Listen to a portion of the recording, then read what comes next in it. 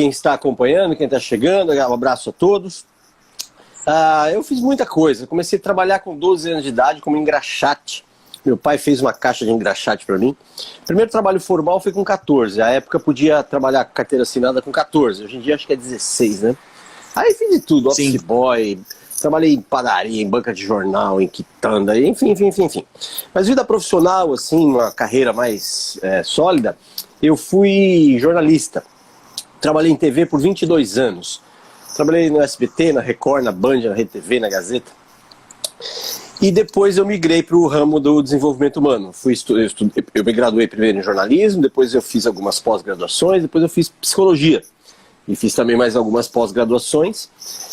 E o caminho do desenvolvimento humano começou comigo na adolescência, muito curioso, sobre o que eu chamava de poder da mente.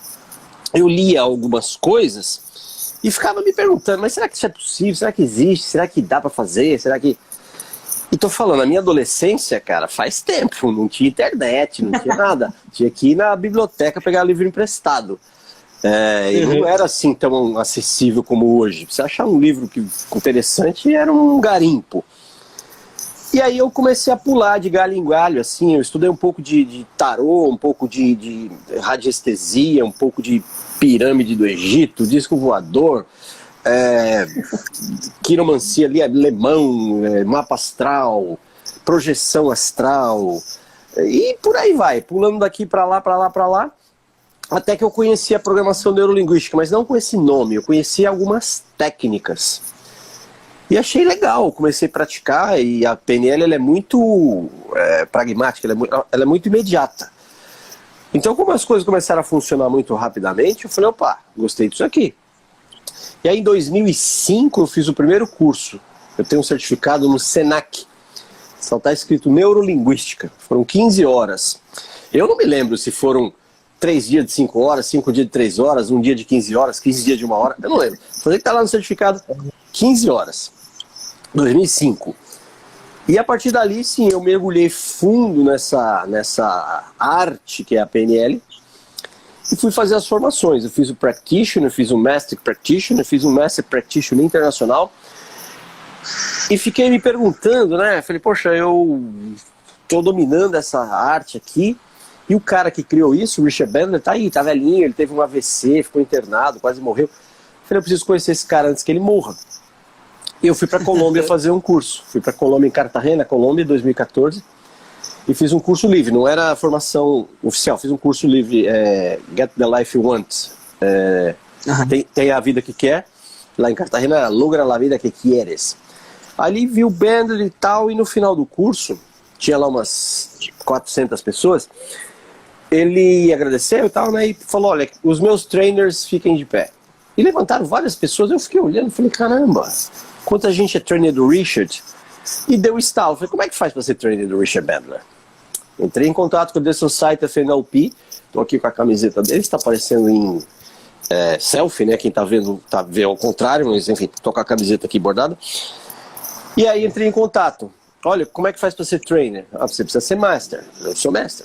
Manda seu certificado de practitioner e de master e ele se inscreve para o trainer. Quando eu mandei, devolveram. Falaram, não serve. Você fez em escolas não reconhecidas, não oficiais.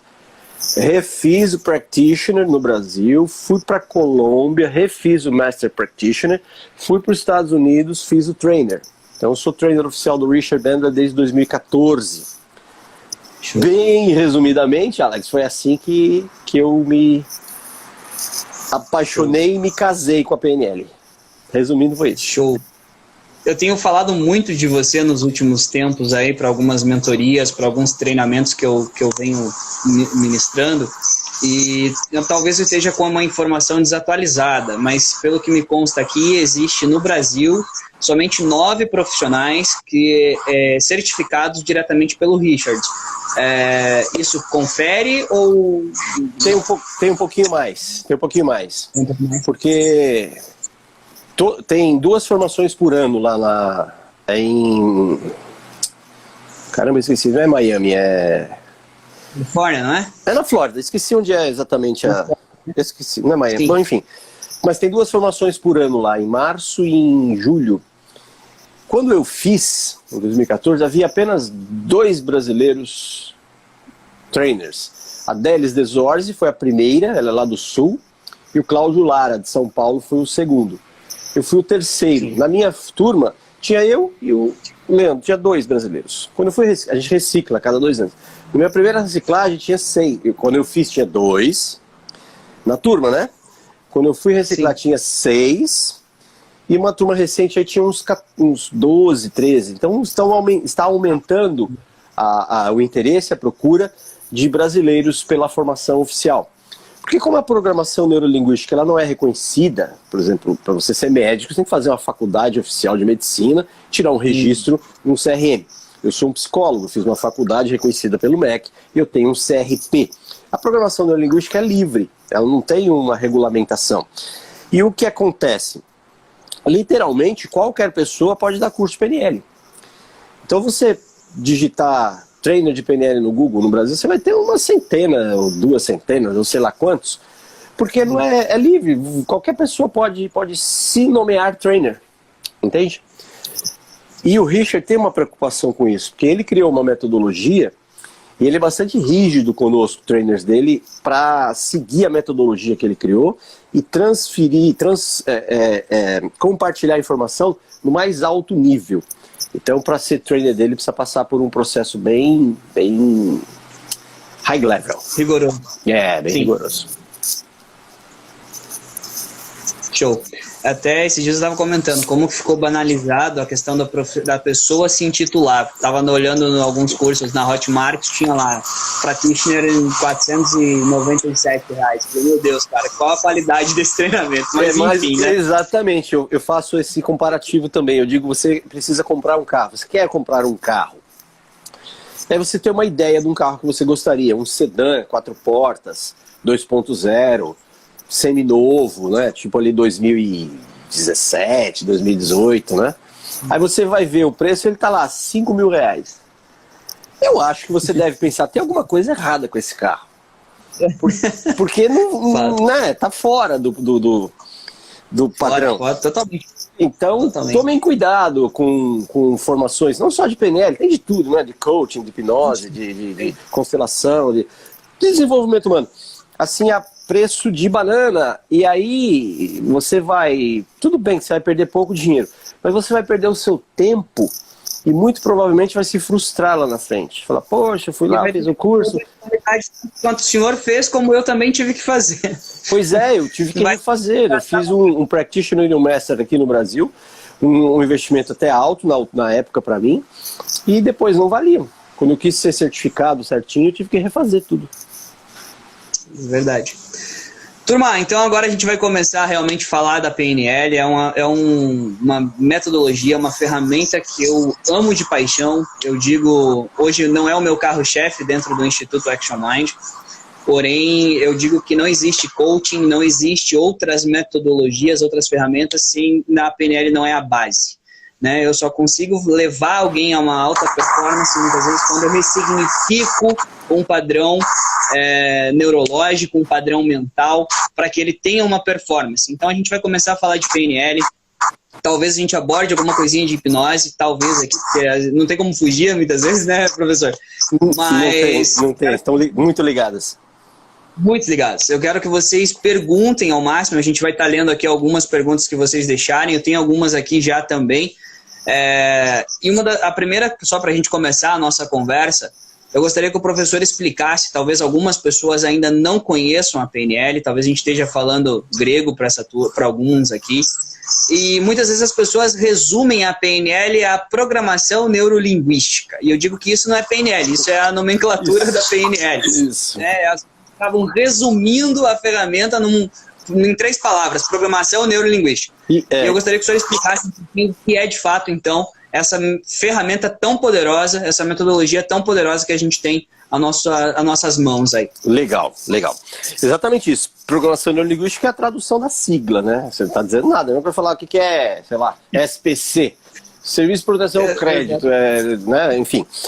Tem 2 definições bem antagônicas que eu gosto muito. Tem uma definição do Robert Dilts, que é muito simples. Ele diz, PNL é tudo aquilo que funciona. Olha que bonitinho. É sensacional. E tem uma bastante complexa, que é do Richard Bandler, que é a seguinte: PNL é o estudo da estrutura da experiência subjetiva. Então vamos lá, vamos quebrar isso aqui em pedacinhos para a gente poder digerir.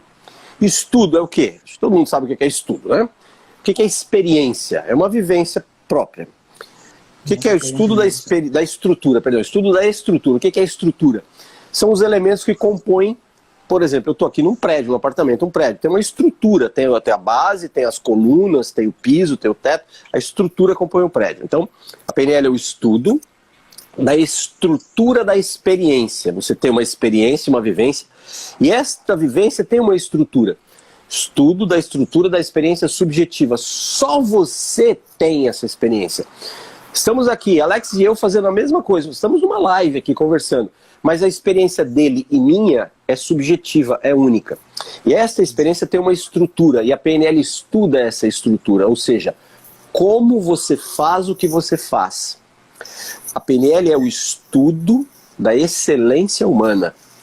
Ela surgiu observando pessoas de sucesso. Pessoas que faziam aparentemente a mesma coisa que outras, porém obtinham um resultado muito maior que as outras. Essa foi a pergunta que o Richard fez, o Grinder fizeram. Como vocês fazem o que fazem para obter um resultado tão fantástico? E o estudo desta experiência individual do sucesso gerou a programação neurolinguística. Então, para o Diltz PNL é tudo que funciona. Para o Richard o estudo da estrutura da experiência subjetiva. Para mim PNL é o manual do cérebro. O cérebro humano veio sem manual.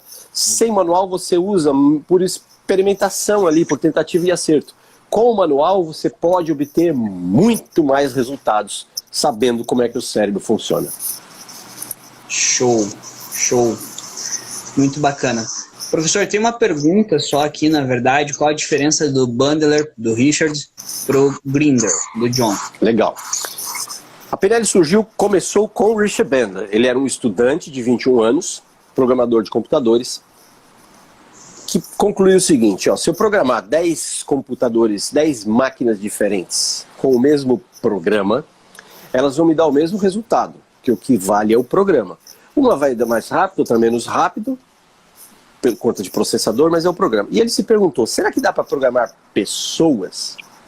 E o John Grinder era um professor na faculdade dele, professor de linguística. Gostou da pergunta, foi uma pergunta muito interessante. E eles, a partir desta dúvida, se dá para programar pessoas, se propuseram, então vamos responder essa pergunta. Tá, vamos programar, mas que programa a gente vai colocar nas pessoas? E aí chegaram à conclusão de, ao invés de criar um programa e colocar nas pessoas, pegar um programa que já funcionava e replicar. E foi aí que eles foram estudar as pessoas de sucesso. Milton Erickson, na hipnose, Virginia Satir, na terapia familiar, e Fritz Perls, na psicologia Gestalt. Pegaram exatamente aquilo que eu falei há pouco, a estrutura do pensamento deles, como eles faziam o que faziam, e replicaram aquilo, e isso tem um nome de programação neurolinguística. E quando surgiu, chamava-se META. Antes de ter esse nome, a PNL chamava META. E começaram a aplicar e replicar. E aí veio chegando mais gente, como eu falei aqui, o Diltz, a Judith Delusier, o Joseph O'Connor, enfim, um monte de gente para ajudar a desenvolver e crescer a PNL. Chegou num momento que houve ali uma divergência de abordagem entre o Richard e o John. Um queria ir para um lado, outro queria ir para o outro, e eles concluíram que era melhor cada um ir para o seu lado. Então o Richard caminhou para um lado, que é o lado que eu sigo, da programação linguística, e o Grinder seguiu para um outro lado. O Grinder, ele renomeou, ele continua ensinando PNL, como ele chama como The New Code, o novo código. E o Richard Bandler é a PNL pura, a PNL, digamos assim, raiz, que a gente fala, né? Hoje em dia é um termo popular aí, a tal da raiz.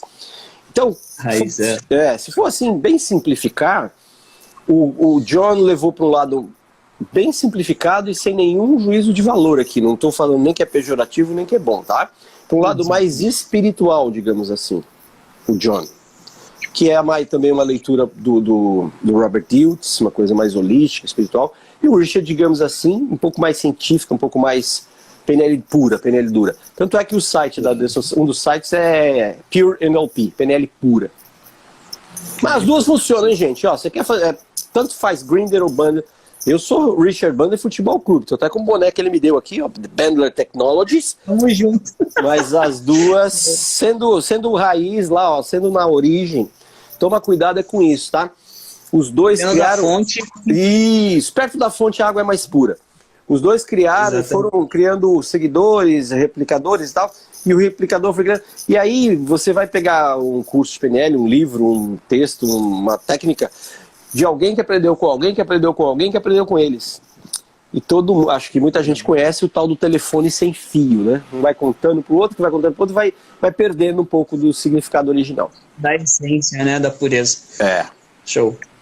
Mestre, tem uma pergunta aqui que eu acho bem bacana, que é como usar a PNL para tratamento de depressão. Eu vou deixar você responder essa primeiro. Tá. E eu tenho uma aqui, que até se você quiser embutir, eu já faço, mas não, eu vou deixar você responder essa primeiro, daí eu faço a outra que é daqui do outro pessoal que mandou pelo meu grupo do WhatsApp aqui do lado.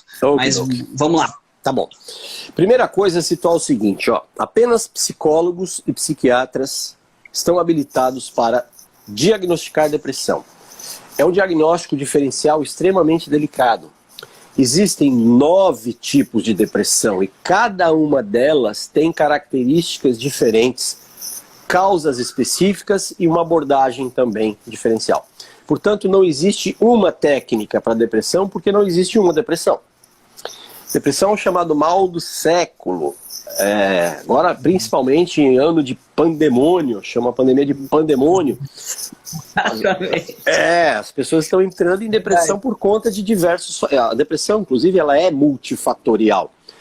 Por ser multifatorial, o tratamento também o é.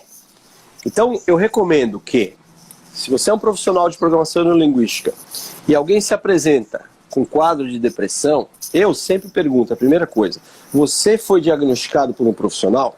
Porque muita gente se autodiagnostica. Ah, não, mas eu vi os sintomas no Google. Doutor Google. Verdade. Então, primeira coisa, procura um profissional, tá? Pode ser um quadro de tristeza profunda, pode ser um quadro de anedonia, pode ser um quadro de desequilíbrio hormonal, pode ser um monte de coisa. E só o profissional vai saber diagnosticar isso. E aí existem várias, depois disso diagnosticado, do acompanhamento de um profissional, a programação neurolinguística entra muito forte como coadjuvante, ela entra ali como um tratamento complementar. E aí tem várias técnicas. Aí tem submodalidade, tem âncora, tem switch, tem pilhamento de âncora, tem ressignificação, tem um monte de coisa. Mas você só deve consertar aquilo que efetivamente está quebrado. E as pessoas dizem que elas têm as coisas, as pessoas dizem que são ansiosas, as pessoas dizem que têm depressão, as pessoas dizem que têm... Então a primeira pergunta que eu faço é: você foi diagnosticado por um profissional? Não. Então procure um. Foi diagnosticado? Fui. Está fazendo tratamento? Tô. Então eu posso te ajudar. Caso contrário, não recomendo um programador neurolinguista... como é que eu vou falar? Diagnosticar.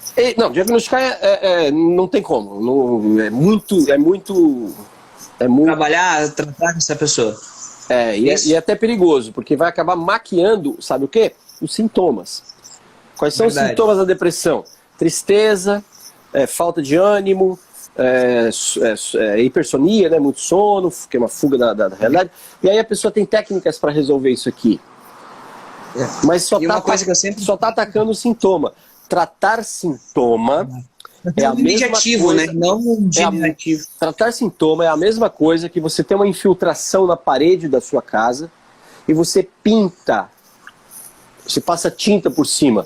Aparentemente resolveu, tá bonitinho. Mas o problema está lá atrás e ele vai explodir mais na frente. Então tratar sintoma é muito perigoso. E inclusive... aquela coisa, né, pessoal, turma, não tirar remédio. Tem gente que acha que é psiquiatra. Pelo amor, é até crime, hein? Cuidado, exercício legal da medicina. Todo mundo que quando eu fazia, eu nem faço mais atendimentos, mas que eu fazia atendimentos e durante o processo a pessoa falava assim: já estou me sentindo muito bem, eu posso parar de tomar os remédios? Eu dizia, claro que pode, desde que quem receitou para você suspenda. Não fui eu que recomendei, não pergunta isso para mim. Pergunta para quem receitou para você. Médico, programador neurolinguista não receita nem suspende medicamento, Psicólogo não receita nem suspende medicamento. Quem receita? Médico. Então vai lá e pergunta para ele. Psiquiatra, é isso aí. Mestre, outra pergunta. Eu vou deixar do público aqui antes da que eu tenho para ti. Como usar da PNL para argumentar no dia a dia? Argumentar? É isso? Eu queria entender qual o sentido, quem colocou essa pergunta aqui, argumentar em que sentido. Se você puder elaborar melhor essa pergunta para a gente, vai facilitar a nossa vida aí e do Rogério. Enquanto você formula, professor, eu vou fazer a que tem aqui no que eu anotei durante o dia, que me mandaram. Manda. A neurociência diz que nosso cérebro, ele faz as mesmas sinapses. O que acontece na minha mente, acontece na sua, teoricamente. Isso. E como que isso cria padrões neurológicos diferenciados, uma vez que os caminhos seriam os mesmos? Sensacional a pergunta. O cérebro humano ele é igualzinho. Quando o Albert Einstein morreu, foi assim um ritual para abrir o crânio dele, porque imaginava-se que o cérebro dele, sei lá, emitisse luz, sei lá. Aí a primeira decepção foi que aparentemente ele era igual ao outro. A segunda decepção foi que ele era até menor do que a média de um cérebro masculino. O cérebro humano masculino tem ali perto de 1,4 kg e um cérebro feminino tem 1,2 kg. O cérebro feminino é menor. Então, o cérebro de Einstein, ele tinha a aparência de um cérebro de qualquer outra pessoa. Depois, ele tinha o tamanho menor do que a média do cérebro dos homens, tá? Aí fatiaram um pouquinho para dar uma olhada ali se tinha alguma coisa. Não. Fatiaram muito e mandaram para as universidades todas do mundo para estudar o cérebro de Einstein. Aí descobriram muito pouca diferença do cérebro dele para o cérebro de uma pessoa normal. E o Einstein era um gênio. Ele tinha ali alguma coisinha, algum desenvolvimento nas estruturas... eu não quero entrar muito em termo técnico aqui para a gente não ficar pedante e nem a pessoa ficar... Então algumas partes do cérebro dele eram um pouquinho mais desenvolvidas, como se fossem músculos. Ele era um pouquinho mais forte em algumas áreas, principalmente na frente, aqui na testona, onde a gente tem imaginações e tal. Então a estrutura de um cérebro, ela é igual para todo mundo. O ser humano é igual em todo lugar. O músculo, o corpo muscular do ser humano é igual em todo lugar. Onde é que ele vai desenvolver? Se eu for para academia, eu e o Alex somos irmãos, gêmeos. Temos a mesma estrutura, temos o mesmo DNA. Eu vou para academia e ele não. Eu vou ficar mais musculoso que ele. Em tese, biologicamente a gente é igualzinho. Mas esteticamente eu vou ficar mais musculoso que ele. Ou vice-versa, né? Vocês estão entendendo. Então, usando o cérebro de uma determinada maneira, determinadas áreas vão ficar, entre aspas, mais musculosas que outras. Então eu faço a mesma coisa que você. Você lê um livro, eu leio o mesmo livro. Determinadas áreas do seu cérebro vão ser mais estimuladas do que o meu. Por quê? Por conta de uma série de fatores, dos seus interesses, da sua atenção. Você vai dar atenção para uma parte específica do livro, vou dar atenção para outra parte. Você vai entender aquele contexto baseado na sua história de vida, você vai fazer comparações, que é o que a gente faz. Você lê um livro e fala, já vi isso aqui, me lembra tal coisa. Aí você está fortalecendo lá o hipocampo, áreas da memória e tal. Eu leio o mesmo livro e falo, cara, que negócio louco, que loucura. Eu estou fortalecendo a minha área da imaginação, a outra área. Então a gente passa pode passar pela mesma experiência e ter desenvolvimentos fisiológicos, neuronais diferentes. Show. Turma, antes de eu fazer essa pergunta que veio aqui, até colocaram no meu nome, hein? O professor Rogério, ele vem falando muito daquilo que eu falei no último Mind Evolution. Quem é do Mind Evolution, coloca um euzinho aí, só para eu ver quem tá aí do Mind Evolution, para eu saber. Professor, a pergunta que fizeram aqui agora, eu acho que ela enfim, vou deixar para ti. Como podemos explicar a reprogramação, né, o uso da PNL para reprogramação do padrão que aconteceu na vida do Alex, por exemplo, que perdeu a visão aos 6 anos de idade e ele não tinha uma concepção de mundo formada, cara. Essa é a pergunta que o pessoal colocou, deixa eu ver quem foi a Sandra Fernandes. Legal. O cérebro humano tem uma característica fantástica chamada neuroplasticidade. Neuro de neurônios, o cérebro é feito de neurônios, 86 bilhões de neurônios. Plasticidade não é de plástico. Plasticidade é de adaptação. Tem um livro que eu recomendo para quem gosta desse assunto, que chama-se O Cérebro que se Transforma, do Dr. Norman Doidge. Nesse livro, mostra uma experiência fantástica, que é a seguinte. A gente enxerga, a gente recebe o impulso elétrico da imagem pelo globo, pelo olho, né? Ele atravessa a nossa cabeça e a imagem é codificada na nuca, tá? No lobo parietal. Aqui, ó, occipital, perdão, no occipital. A gente tem imagens, elas são na nuca. Então, os cientistas pegaram alguns deficientes visuais. Se ele não enxerga, então eles pensaram assim, bom, então a nuca, aqui, esse lobo aqui não serve para nada, entre aspas. E desligaram. Sabe o que aconteceu? Esses deficientes que liam em braille começaram a, entre aspas, gaguejar com os dedos. Eles começaram a tropeçar nas palavras. E aí os cientistas falaram, mas o que tem a ver? Porque a movimentação dos dedos é aqui em cima da cabeça, no área motora e pré-motora. E eles mexeram lá atrás, na visão. Eu falei, mas o que tem a ver uma coisa com outra? Aí ligaram de novo a visão, o que aconteceu? Passaram a ler mais rápido com o dedo. E aí concluíram o quê? Que o cérebro é extremamente inteligente e plástico, ou seja, não entra imagem pelos olhos, aquela região que decodificaria a imagem, ela vai ajudar em outra área. E aí ela foi para a área motora. Então eles desenvolveram mais habilidade no dedo do que uma pessoa que tem visão. Então o Alex não tem a visão, essa parte do cérebro dele vai fazer outras coisas. O Alex deve ter mais habilidade, talvez auditiva, do que a média da população, ou habilidades manuais, ou alguma outra habilidade que essa parte do cérebro que está, entre aspas, sem ter o que fazer, porque não entra imagem, ela vai fazer outra coisa. Isso aqui é neurociência pura, não tem nada de PNL aqui, tá? E neurociência pura. Pura. Falar de PNL. Ela pode fazer você... Diga, Alex. Para resumir, na verdade, até para a Sandra aqui que perguntou, a grande questão é, o nosso cérebro ele é muito adaptativo. Então, a partir do momento que te falta algum recurso, seja visual, auditivo, ele vai se adaptar com os outros sentidos que a gente tem, até a questão da noção de percepção de espaço e assim por diante. Né? Então, ele é totalmente adaptativo. Perfeitamente. A metáforazinha que eu faço é assim, ó. Imagine um hotel. Tem um funcionário que abre a porta, um que carrega mala, um que faz o check-in, né, faz a sua inscrição lá no hotel, e tem um faxineiro, 4. Cada um tem a sua função bem específica. São 3:30 da manhã, não tem ninguém entrando nem saindo. E vira lá cai lá, todas as folhas de papel saem voando, esparramando pelo chão. Ah, caiu pelo chão, trabalho do faxineiro limpar. Só que ninguém tem nada para fazer. O porteiro vai ajudar a recolher o papel, o carregador de mala vai ajudar a recolher, porque ele não está fazendo outra coisa. Essa é a ideia da plasticidade do cérebro. Se aquela área não está fazendo uma coisa, ele vai ajudar a fazer outra. Ele não vai ficar parado. Ah, não tem imagem, então não tem nada para fazer. Não, o cérebro, felizmente, não é preguiçoso igual a gente. Ó, tem um comentário. Sou deficiente auditiva, porém minha visão é mais aguçada. É o que a gente acabou de falar. Tem um outro aqui que eu não consegui pegar o nome da pessoa, mas não consigo esquecer os fatos que me aconteceram. Me ajuda? Ajudo! Enfim, pra já. Só mandar uma mensagenzinha no direct do professor Rogério. Não, vamos ajudar agora. Vamos lá. Presta atenção, ó. Na PNL a gente trabalha 2 conceitos. Conceito de associação e dissociação. O que é isso? Quando você pensa em alguma coisa, lembra ou imagina? Lembrança e imaginação são pensamentos. Você pode fazê-lo associado ou dissociado. Dissociado é quando você vê você na imagem mental. Então, por exemplo, eu peço para a pessoa assim, ó, pense em você andando de bicicleta, ou lembra de você andando de bicicleta.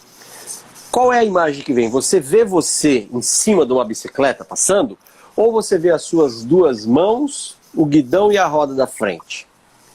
Se você na imagem tem você em cima de uma bicicleta, você está vendo você está dissociado. Se você vê suas mãos e a roda da frente, você está associado. E aí que tá. As memórias e as imagens mentais dissociados têm bem menor carga emocional.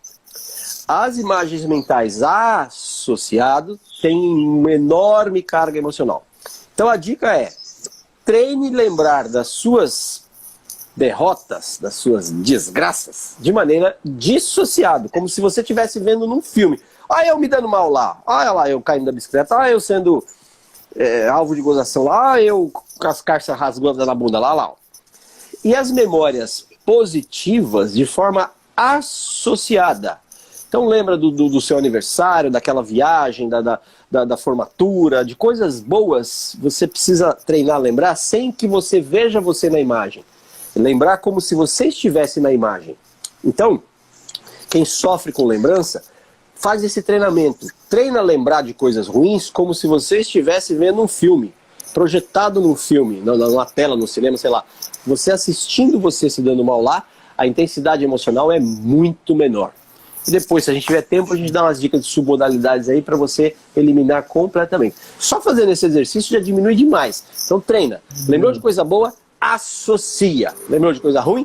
Dissocia. Imaginou coisa boa? Ah, final de semana eu vou viajar, ao fim não sei quando eu vou para onde? Faça isso associado. Imaginou coisa ruim? Dissociado. Show. Turma, antes da gente responder a próxima pergunta aqui da Milena, que ela colocou nos comentários, a nossa média aqui ó, tá em 26, 29, bate 30, volta para 25, enfim. Se a gente bater 50, eu vou liberar um e-book aí que está na Hotmart sobre como ter relacionamentos excelentes utilizando da PNL. São dicas de um estudo científico com mais de 100 casais aí que estão vivendo juntos há mais de 50 anos de casados. Então, se vocês baterem aqui 50 pessoas nessa live, eu vou liberar esse e-book para vocês lá no Hotmart. Uau! Sensacional, hein? Aviãozinho. Dedo no avião. Dedo no avião. Dedo no avião. Meta o dedo no avião e vamos trazer gente para cá, beleza?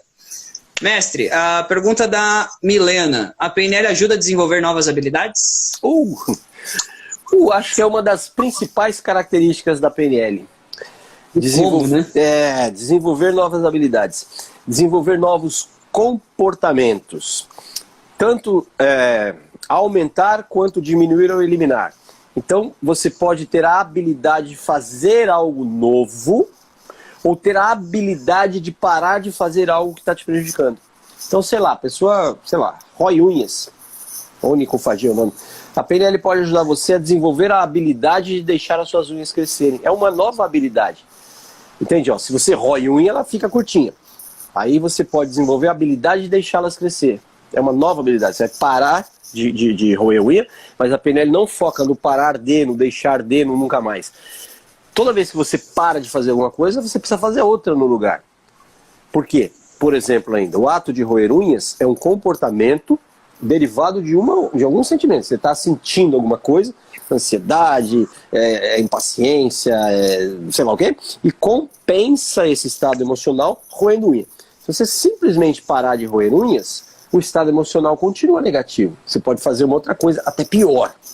Então, a PNL, uma outra definição que eu gosto de dar PNL é a habilidade de desenvolver habilidades. Show! Habilidade de desenvolver habilidades. Anota essa frase, turma. PNL é a habilidade de desenvolver novas habilidades. Mestre, o pessoal fala muito do poder do hábito, né? De que se construir um novo hábito em 21 dias. Eu digo que esse livro, a maior parte dele, tem coisas boas, mas muito placebo ali. Até por pesquisas que já comprovam que para criar um novo hábito, às vezes leva mais de um ano e meio, às vezes até mais que isso, para construir um novo hábito. Como que nós podemos utilizar da PNL para a gente começar a construir um novo hábito?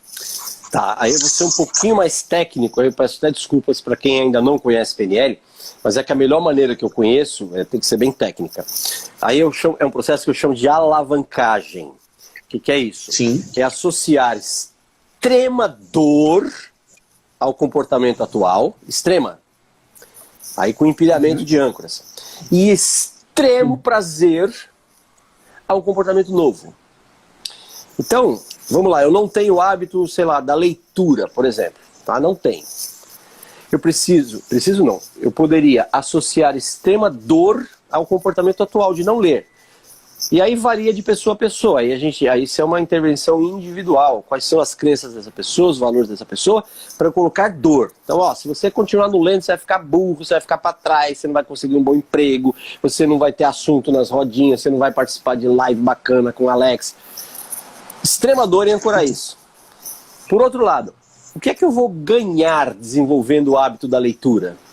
Eu vou ganhar conhecimento, eu vou ganhar ampliação de mapa, eu vou ganhar possibilidades, eu vou ganhar criatividade, eu vou ganhar e eu ancoro, eu faço esse empilhamento de âncoras também. Aí eu tenho 2 motores. Eu digo que um avião com um motor só ele voa, chama monomotor. Mas um avião com 2 motores voa mais rápido e mais alto. Então eu coloco o motor da dor de um lado, o motor do prazer do outro, pum! Você tem aí uma alavancagem para você instalar um hábito de uma maneira muito mais rápida. É um... como é que eu vou dizer? Conflito, não, sei lá. Tem o poder do hábito de 21 dias, tem outros que falam que o hábito se faz em 66 dias, tem outros que faz... Você pode, como a natureza já ensinou, instalar um hábito em um dia, em 1 minuto. Você olha para uma criança e você aprende quantos hábitos ela instala em um dia. Você é uma criança e toca, e vai com o dedinho, coloca o dedinho na tomada e leva um choque. Sabe quando essa criança vai colocar o dedo lá de novo? Só se for por acidente. Ela já desenvolveu o hábito de evitar uma tomada. Quantas vezes precisou fazer 21 choques? Não, um só, porque a dor foi intensa. Então a intensidade do estímulo, tanto doloroso quanto prazeroso, pode instalar um hábito em uma única experiência. Você pode fazer alguma coisa uma única vez, se ela for intensa, instala-se o hábito. E aí, o que é intensidade? Varia de pessoa para pessoa. Novamente, envolve crenças pessoais, os valores da pessoa. Não tem manual, tá? Manual de desenvolver hábito. Não tem. Professor, nós temos 17 minutos. Como passa rápido, né? Não acredito.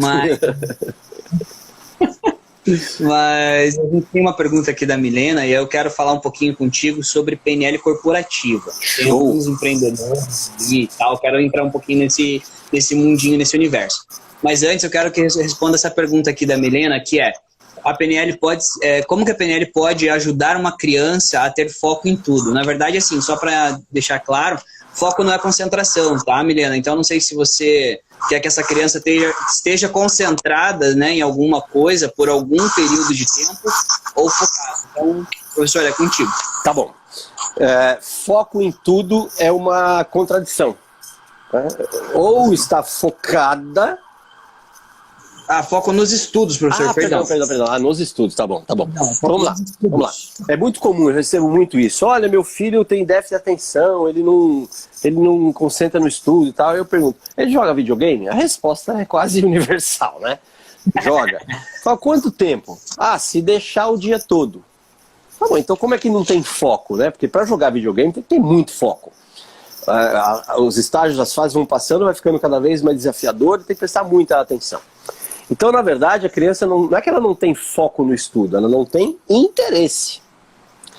E aí a PNL entra com uma estratégia muito eficiente de parear os interesses. Pegar o mesmo interesse que ela tem em algo, o exemplo que eu dei é o videogame, mas pode ser qualquer outra coisa que ela tenha extremo interesse, e compartilhar, não é roubar esse interesse, mas compartilhar, levar esse mesmo interesse para o estudo.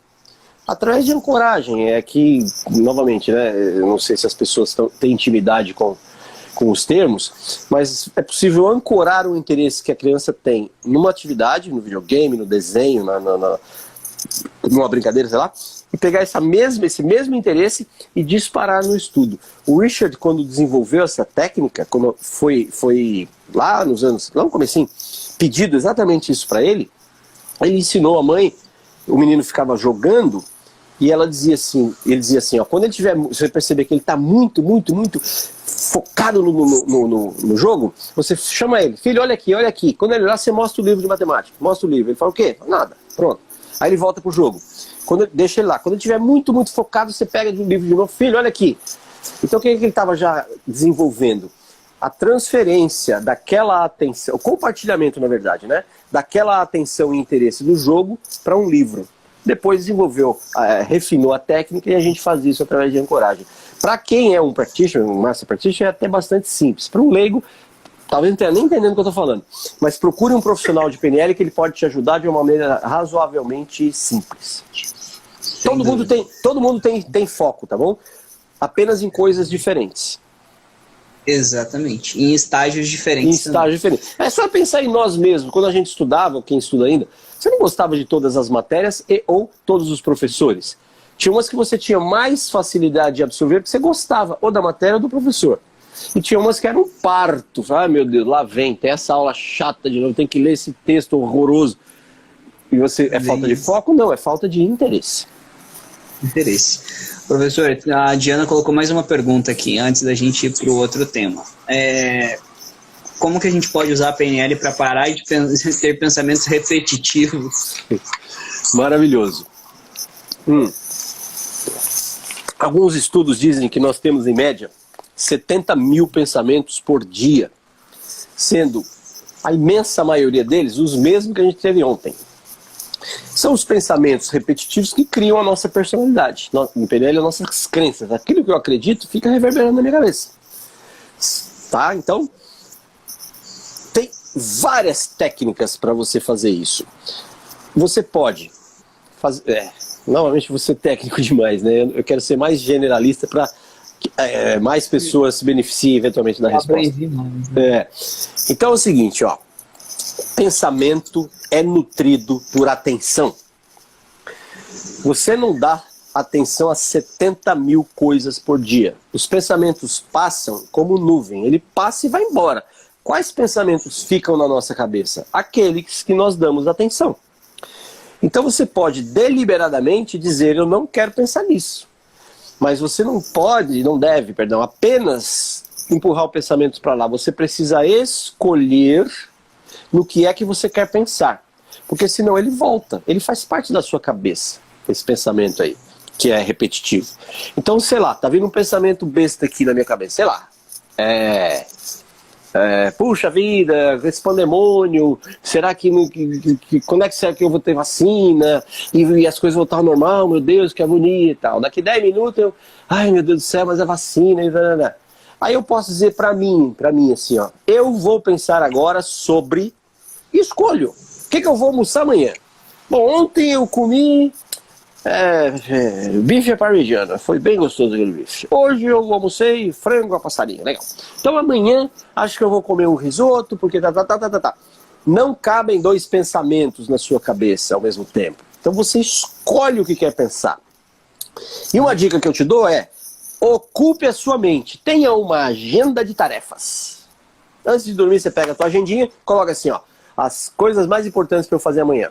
Responder os e-mails, arrumar minha gaveta, fazer o supermercado, blá, blá, blá.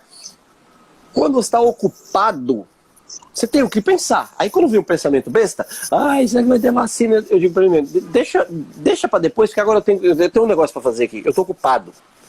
Mente vazia, oficina do demônio. Ocupe sua mente. Demônio. Ocupe sua mente. Show.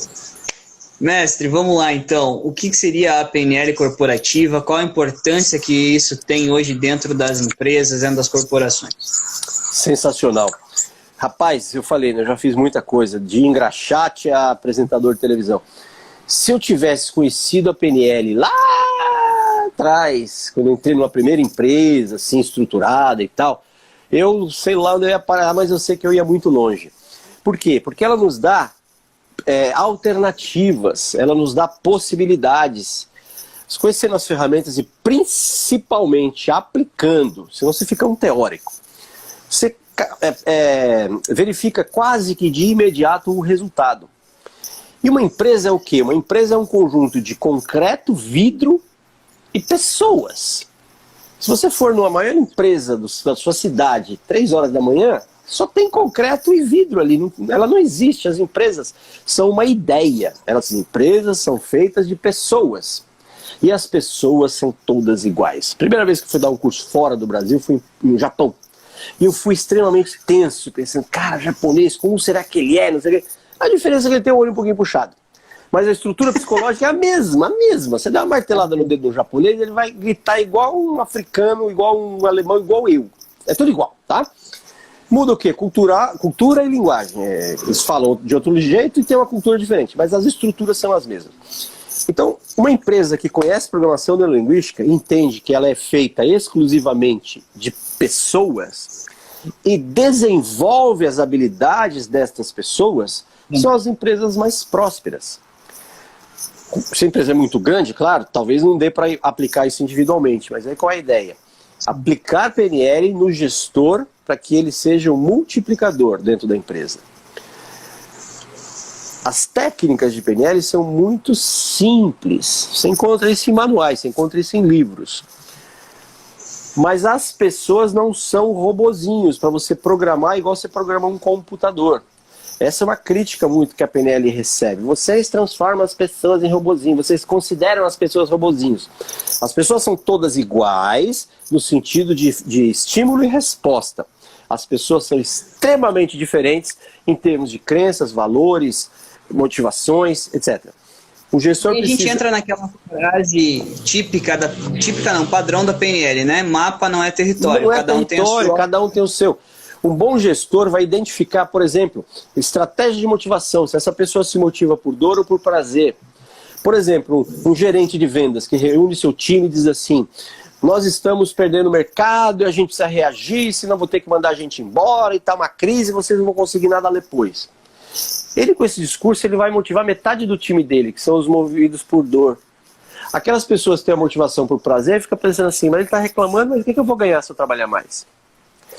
Aí você pensa ao contrário, um outro gestor de vendas que chama o time e fala assim: se a gente vender mais, sua comissão vai ser maior, a gente vai dominar o mercado, vamos ter mais isso, mais aquilo, mais aquilo. Ele vai motivar metade da turma, porque a metade movida por dor fala assim: ele não sabe o quanto eu batalho, o quanto eu ando, bato de porta em porta, o quanto e ninguém quer comprar, não sei o quê. Um bom gestor que conhece isso, ele fala para os dois ao mesmo tempo. Ele tem ali o time dele reunido, ele entende as estruturas psicológicas dessas pessoas que são diferentes. E, de repente eu estou ouvindo eu mesmo de novo. Mas enfim, ele fala para os dois, ele fala algo assim: olha, nós precisamos aumentar as nossas vendas, senão nós vamos perder mercado. Está falando porque é motivado por dor. E aí ele troca aqui, ó. E como nós temos um bom produto, nós somos profissionais qualificados, a gente tem condições de ampliar isso e ganhar mais. Todo mundo ganha mais. Ele fala para os dois. Por exemplo, ó, para mim, o maior comunicador do Brasil, o Silvio Santos. Tive a honra de trabalhar com ele, pessoalmente com ele. A PNL trabalha, né? Visão, audição e sensação, né? Visual, auditivo e sinestésico. Olha como é que o Silvio Santos fala com o auditório. Fala assim: olha, mas olha só, vem pra cá, eu vou falar com você, tá ouvindo? Então ele fala: olha, ouvindo, toca nas pessoas, faz as pessoas cantando e rodando, mas olha, não é gostoso ou não é? Então ele vai lá no visual, desce pro auditivo, vem pro sinestésico, sobe de novo. Ele fala para todo mundo não, né? Mas ele atinge muito mais gente do que aquele que só fala do seu jeito.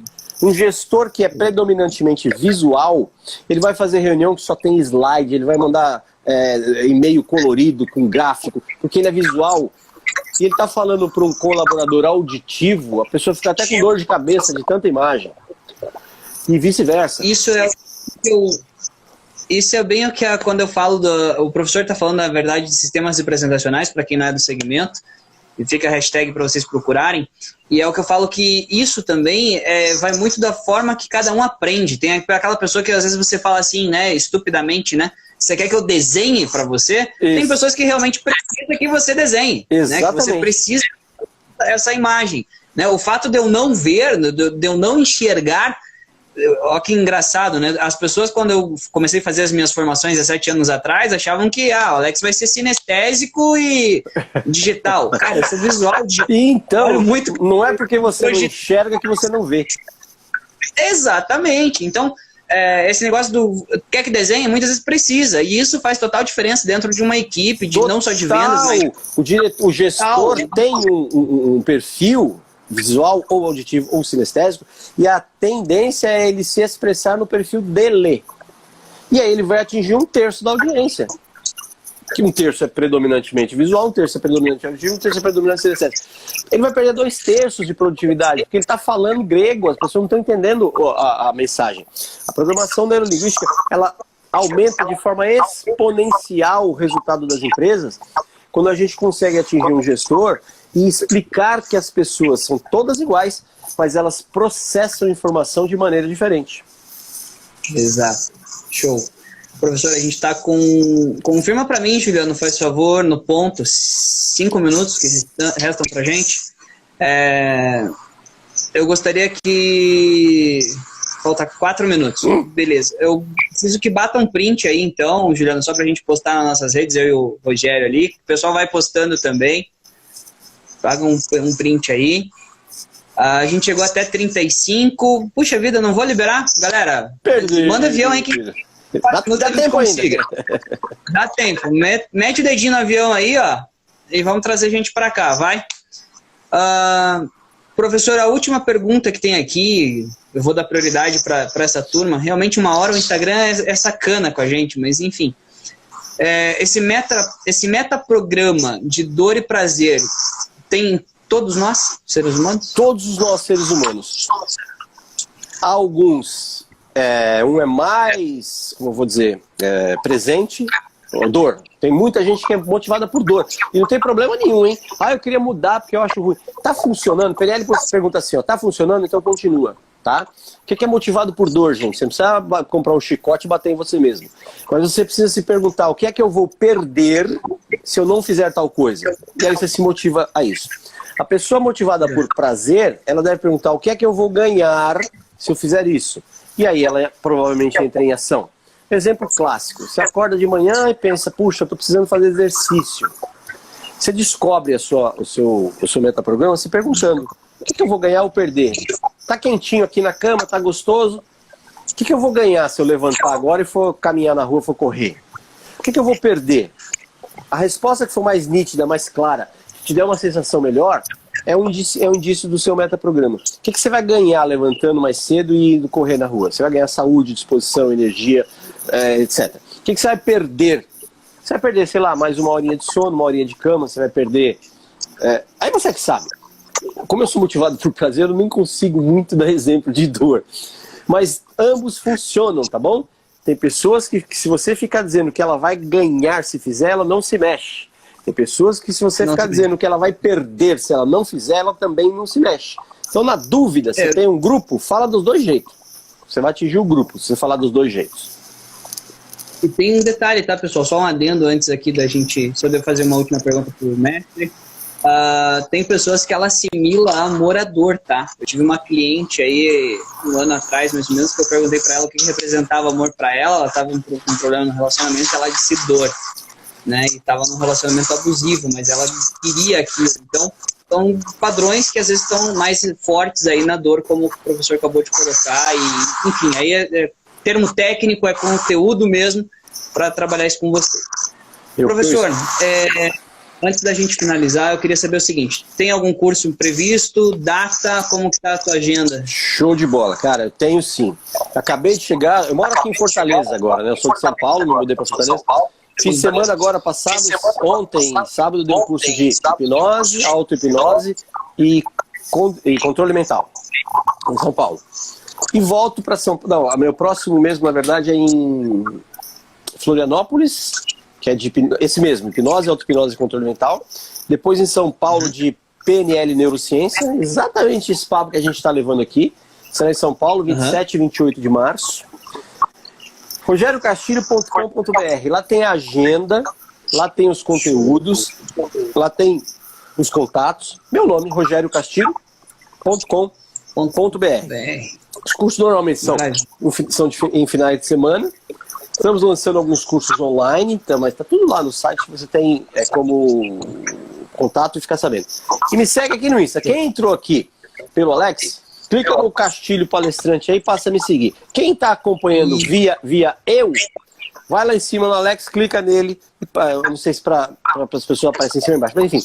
Vai lá no Alex e clica e segue o Alex. Vocês viram só eu falei muito mais que ele, mas vocês viram pelo nível das perguntas dele, pelo nível das intervenções, o quanto ele conhece, o quanto ele tem conteúdo para compartilhar. Então, olha lá, Alex Silva Mentor.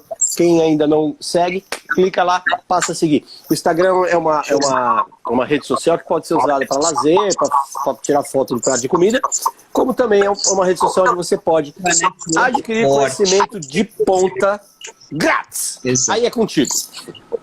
Exato. E assim, para quem não conhece, turma, só para contar rápido e resumido pelo Instagram deixar, eu perdi a visão dormindo aos 6 anos de idade, fui atleta de seleção paralímpica durante 18 anos da minha vida, que virou profissão, a brincadeira que era só para eu ter mobilidade.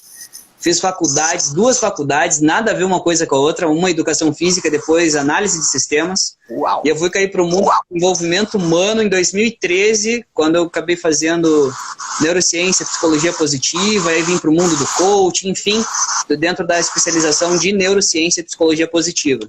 Então hoje eu atendo aí Renault-Nissan, atendo Bradesco, atendo algumas empresas grandes. No Insta eu sou fraquinho, porque faz pouco tempo que eu comecei a permitir o marketing contar a minha história publicamente. Então no Insta, meu Insta ele foi aberto aí na pandemônio. Eu sou mais forte no YouTube, né, e lá pelas páginas do Facebook. Então conheço um pouquinho desse segmento, não como o professor Rogério. O professor é uma referência para mim. A gente tentou trazer o professor em 2017, realmente foi uma tentativa e a gente acabou não conseguindo. Mas vou te trazer para Curitiba, cara. Se prepara que você vai vir para cá. Faz tempo que eu não vou. Gosto muito de Curitiba. Comecei minha vida profissional nos cursos de hipnose em Curitiba. Tenho amigos aí. Tá demorando para eu ir para aí. Vamos ver se a gente agita isso. Em 2017 aconteceu alguns peripécias, mas a gente deixa passar essa loucura toda. Agora já tá aliviando. Te trazer para cá. Show. Então, turma, quem não segue o Rogério, por favor, siga. Quem não segue aí, se fizer sentido, siga também. A gente gera conteúdo para vocês. E, mestre, mais uma vez, gratidão imensa. Obrigado por ter aceito, por disponibilizar o teu tempo, que é tão precioso para ensinar uma turma. Espero que a gente possa fazer muitas outras. E, mais uma vez, gratidão imensa mesmo por estar aí comigo. Show de bola, Alex. Muito grato pelo convite, oportunidade. Um abraço para as pessoas da sua audiência aí que ficaram essa horinha aí ouvindo a gente falar. Abraço pro pessoal da minha audiência que já conhece, agora conhece o Alex também. Tamo junto, é só o começo e bola pra frente. Nos vemos por aí. Não, bora pra action, mestre. Um grande abraço a todos vocês. Gratidão pelo carinho, pela audiência de vocês. E vamos nos vendo aí. Hasta!